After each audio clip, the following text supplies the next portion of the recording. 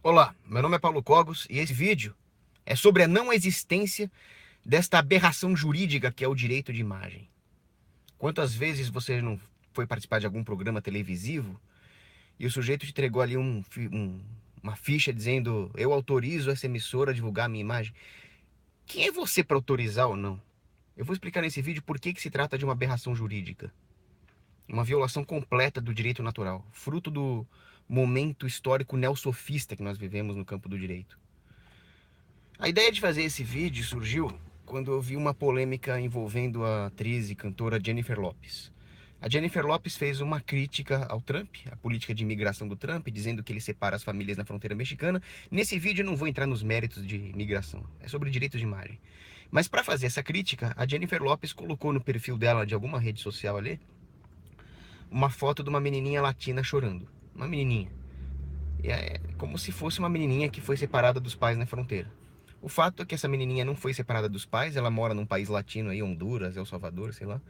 E o pai da menininha resolveu processar a Jennifer Lopez, o que é um absurdo. O pai da menininha, sim, é que é um criminoso que está incorrendo ali em assalto a mão armada. Ele tem que ser enquadrado nesse crime. Vou explicar por quê.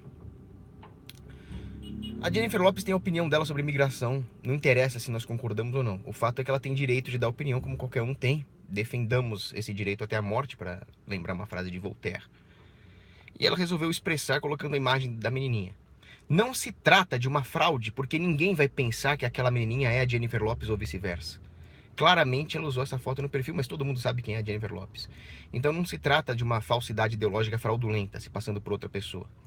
A própria falsidade ideológica não é crime, desde que você não esteja defraudando outra pessoa. Então, se eu tivesse uma tecnologia que inventasse uma fisionomia de uma pessoa que não existe, inventasse um nome fictício, Sbrubbles da Silva, meu amigo, eu não estou prejudicando ninguém.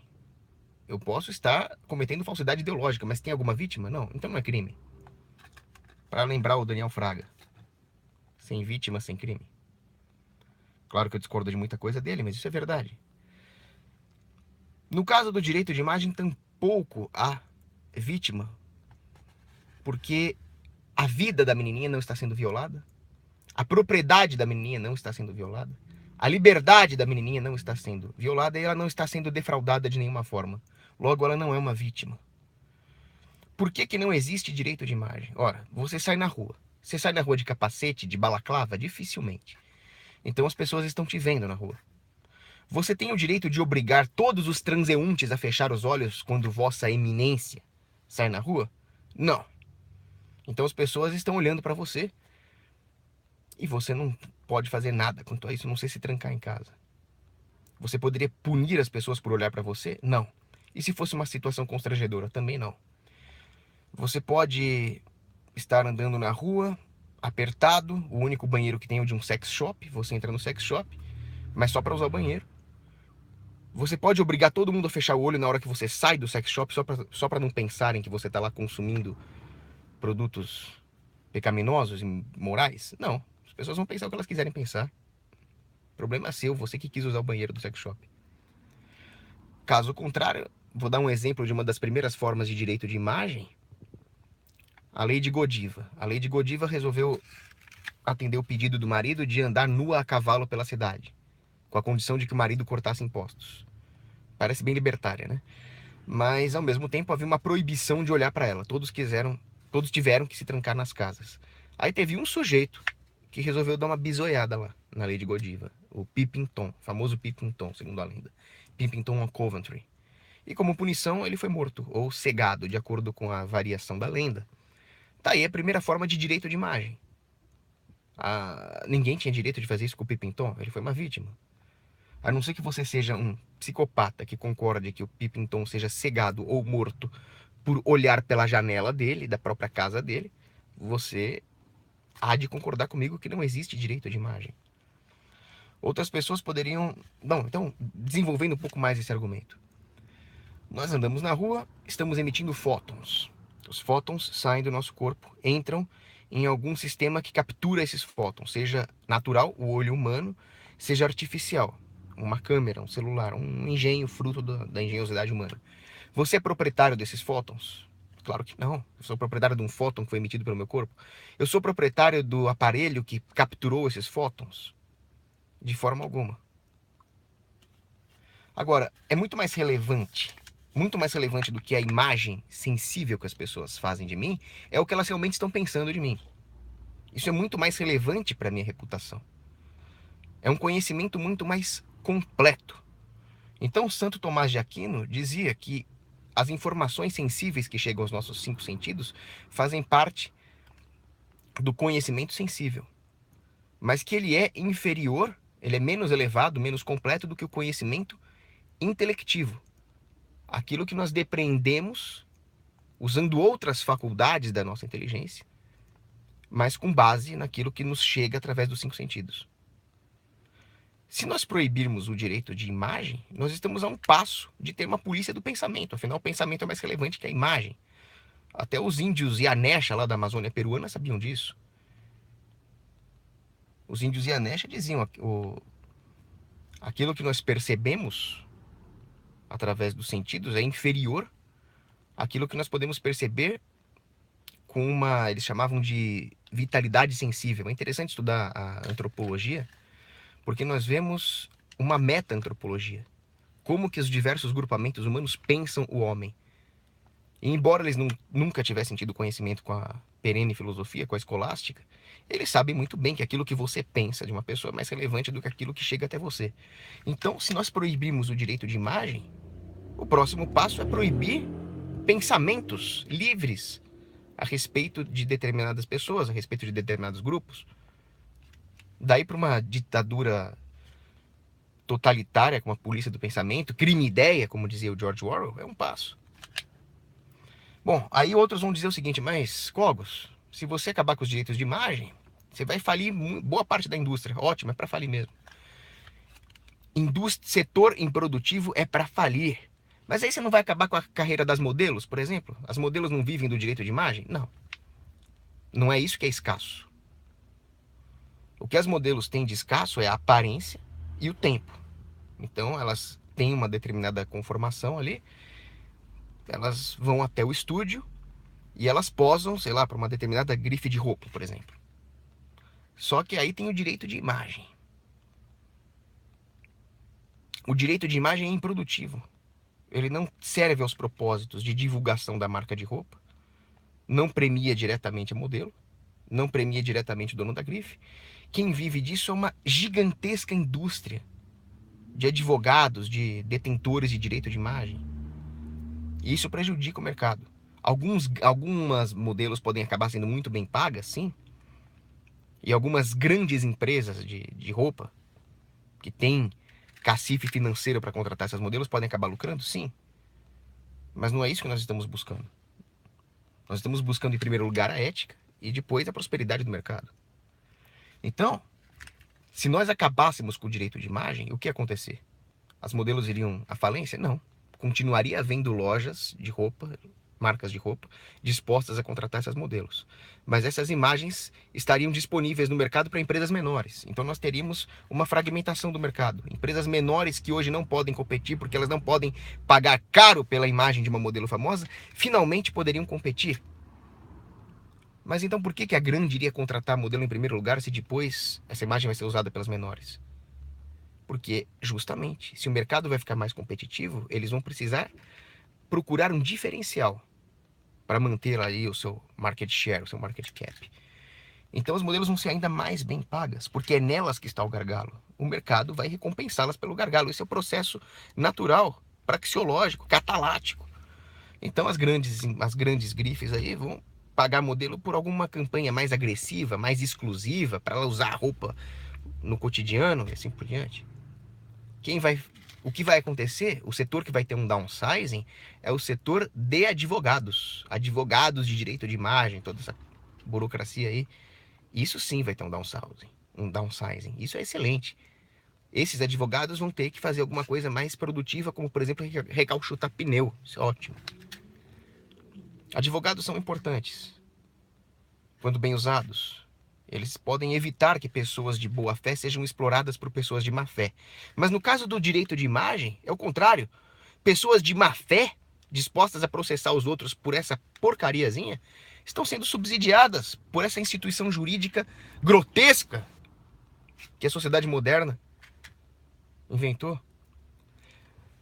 Quer ver uma coisa? Você chega na escola, vem um brutamontes e bate em você. Aí você vai lá e revida, dá porrada no brutamontes. É para dar porrada mesmo. Aí vem a professorinha e fala, não pode resolver as coisas com violência. Aí essas crianças, é ridículo, né? Se o cara te bater, você tem que bater. Agora, você cresce, vira uma pessoa adulta, um cara usa a sua imagem e você faz pior do que usar de violência. Você chama o Estado para usar de violência por você. O que é uma forma bem covarde de usar violência.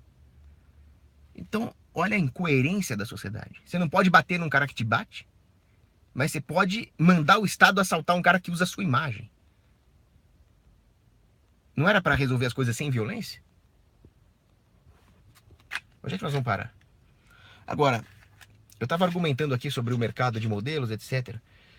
Mas não é por isso que eu sou contra o direito de imagem. É por causa da justiça. Para citar uma frase do senador romano Lúcio Calpurnius Cesônios: Fiat justitia ruat caelum. Que se faça justiça, ainda que os céus caiam sobre as nossas cabeças. Ainda que os céus ruam.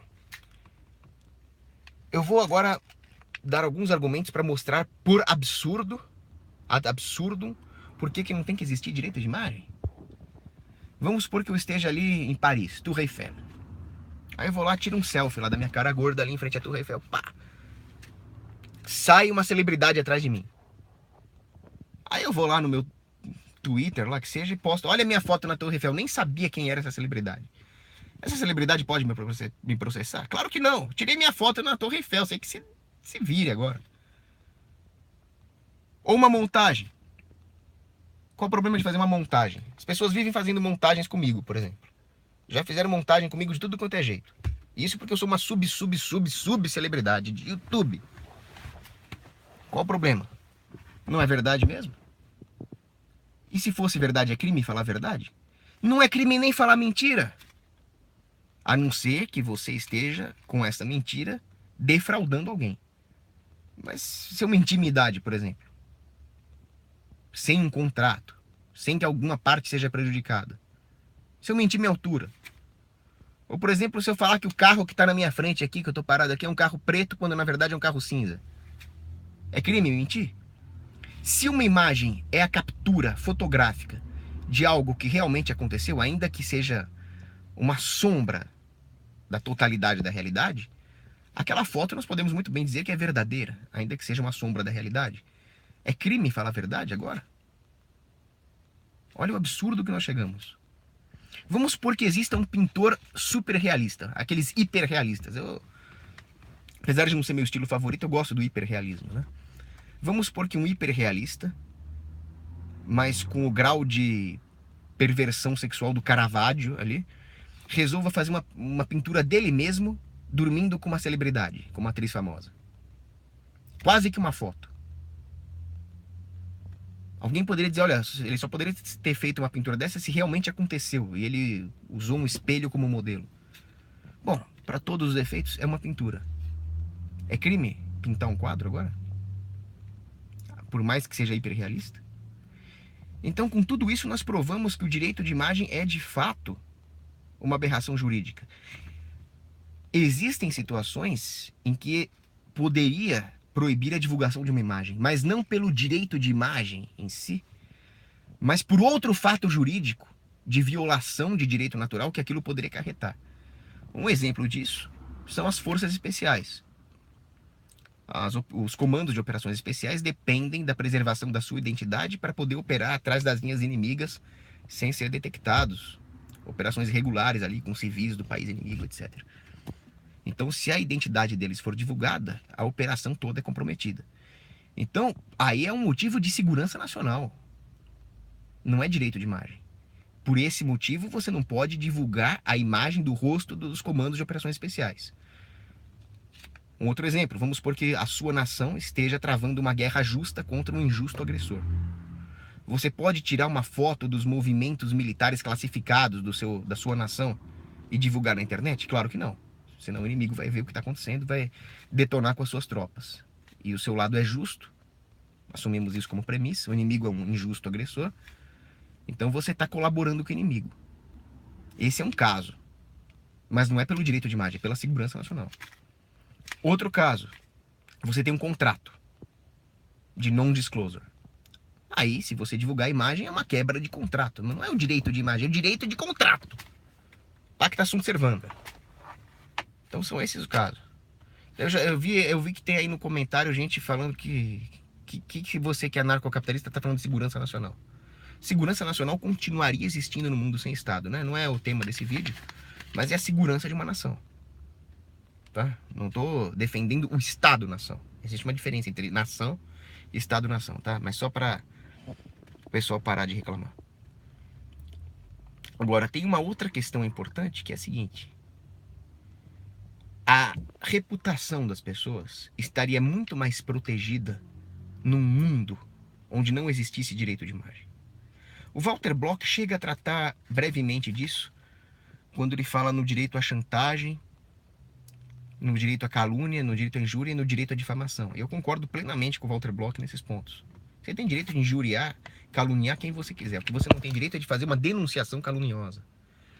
Posso fazer um outro vídeo sobre isso, são detalhes aí da teoria libertária. Mas o fato é que o Walter Block tem razão nisso também. No mundo onde não existisse direito de imagem, e aí eu meditei um pouco sobre o tema, a reputação das pessoas estaria mais protegida. Porque hoje nós caímos num viés que em filosofia e em psicologia eles chamam de naive realism, o realismo ingênuo, onde as pessoas tendem a achar que a realidade corresponde àquilo que elas veem, ao invés de ir a fundo no tema. Em palavras mais populares, as aparências enganam. Se o governo disser, existe direito de imagem, eu vou te processar, não sei que a pessoa autoriza a imagem, etc., o que vai acontecer? Você vai se deparar com várias imagens e você vai assumir que todas elas estão protegidas pelo estamento jurídico, então aquilo é a pura verdade, ou aquilo é pelo menos autorizado pelas pessoas que estão lá retratadas. Você não vai imaginar que aquilo é uma situação que não retrata plenamente a realidade, então você vai procurar especular mais a fundo o que está acontecendo. Nós vamos ter um viés nominal. A imagem representa o ente. Nós não vamos procurar nenhuma outra forma, nós vamos sublimar aquilo que Aristóteles chamava de imaginação, que é usar a imaginação para agrupar aquilo que nós recebemos dos sentidos, para que faça algum sentido real. Real de verdade, transcendente, não somente aquilo que nós vemos. Mas na sociedade moderna não tem mais metafísica, né? O resultado é que a reputação das pessoas está em jogo. Nós estamos confiando no Estado para proteger a reputação das pessoas.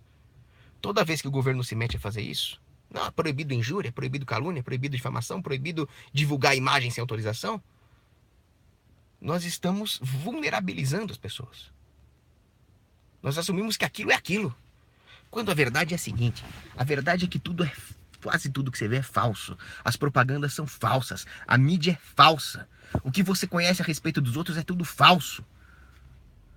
Se nós enxergássemos isso, é tudo uma falsidade só, nós iríamos nos ater aos princípios eternos, às máximas eternas, como dizia Santo Afonso de Ligório. E aí nós vamos procurar saber a fundo o que está acontecendo. Nós vamos ganhar intimidade com a realidade que nos cerca, sabendo que o resto é tudo falso.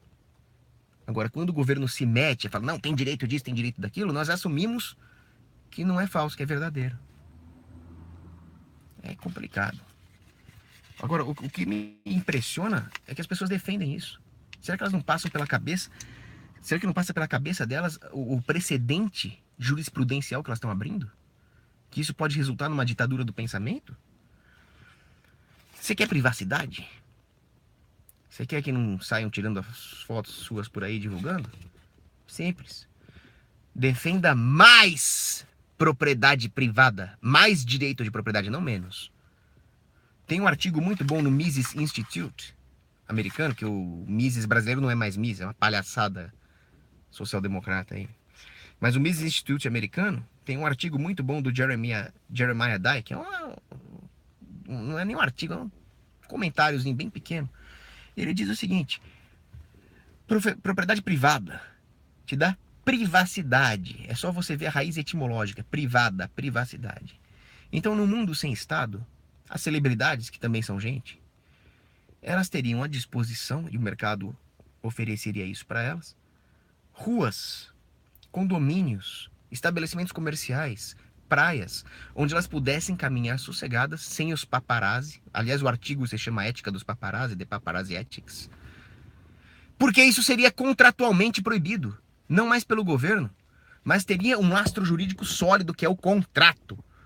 Nesta rua privada, nesse bairro privado, é por contrato proibido o paparazzi ficar lá paparizando e divulgando a imagem. Pronto. Oferta de mercado. Normas de mercado. Conseguimos juntar e conciliar aqui Santo Agostinho com as roupas. Normas humanas privadas. Pronto, estaria resolvido o problema. Agora, quando nós relativizamos o direito natural e deixamos o governo decidir por nós, com direito de imagem, fortalecendo corporações ligadas ao governo, nós vamos ter o quê? Menos direitos de propriedade. O resultado é que os seus direitos de imagem, se existissem, estariam sendo violados o tempo inteiro. Porque a NSA, o Facebook, as grandes corporações, tudo isso, eles estão te vendo pela webcam. Cadê o seu direito de privacidade? Agora, pensa o seguinte. Nós temos um outro problema interessante aqui. A informação, a imagem... Nossa, essa live tá ficando gigantesca. A informação que cai por aí... Eu vou fazer depois um vídeo mais detalhado sobre isso. Ela só é nociva se existir um aparato capaz de usar a violência para violar sua propriedade, institucionalizado. Então nós deveríamos estar muito mais preocupados com o governo definindo quem pode usar e quem não pode usar a imagem, do que com a revistinha da esquina que vai te fotografar. O que a revistinha da esquina vai fazer? Nada. O que o governo vai fazer? Tudo. Esse é o ponto. Se você pode pensar o que quiser de uma pessoa, você pode expressar. Se você pode expressar de todas as formas. É aquilo que Voltaire falava. 22 minutos de vídeo, é isso aí. Grande abraço.